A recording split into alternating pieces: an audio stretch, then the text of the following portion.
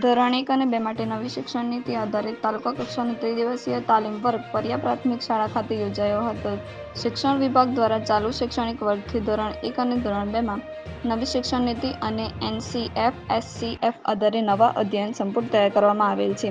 આ અધ્યયન સંપુટ તથા અન્ય શૈક્ષણિક સામગ્રીથી ધોરણ 1 અને 2 ના શિક્ષકો તથા CRC કોઓર્ડિનેટર્સ માહિતગાર થાય તે હેતુસર બ્લોક રિસોર્સ સેન્ટર ઓલપાડ દ્વારા અત્રેની જિલ્લા પંચાયત શિક્ષણ સમિતિ સુરત સંચાલિત પરિયા પ્રાથમિક શાળા ખાતે ત્રિદિવસીય તાલીમ વર્ગનું આયોજન કરવામાં આવ્યું હતું.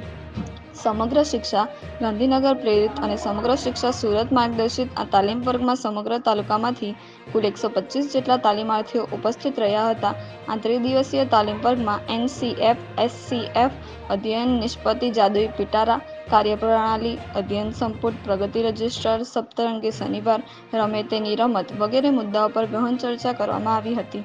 આ તકે સુરત જિલ્લા પ્રાથમિક શિક્ષણાધિકારીઓ જયેશભાઈ પટેલે ઉપસ્થિત રહીને તાલીમાર્થીઓ સમક્ષ ઉમદા દ્રષ્ટાંતો રજૂ કરીને વિશેષ માર્ગદર્શન પૂરું પાડ્યું હતું. તેમણે શિક્ષકોને બાળકોના બીજા માવતરની ઉપમા આપી હતી. સદર તાલીમ વર્ગમાં ઈલા મહિડા, આશા ગોપાણી, હેમાલી પટેલ, રેશમા પટેલ, દીપ્તિ મૈસુરિયા, પ્રવીણા મોરકર, ધર્મિષ્ઠા ભાટિયા, કિંપલ પટેલ તથા સૂર્યકાંત પટેલે તજજ્ઞ તરીકે ઉત્કૃષ્ટ કામગીરી બજાવી હતી.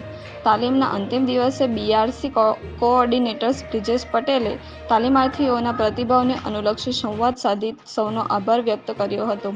તાલીમ વર્ગને સફળ બનાવવા સ્થાનિક શાળાના આચાર્ય હર્ષદ પંચાલ તથા સ્ટાફગણ સહિત સાંધિયેરના CRC કોઓર્ડિનેટર્સ તેજસ નવસારીવાલા તથા ઓલપાડના CRC કોઓર્ડિનેટર્સ હર્ષદ ચૌહાણે ભારે જહેમત ઉઠાવી હતી એમ પ્રચાર પ્રસાર પ્રતિનિધિ વિજય પટેલ એક અખબારી યાદીમાં જણાવે છે.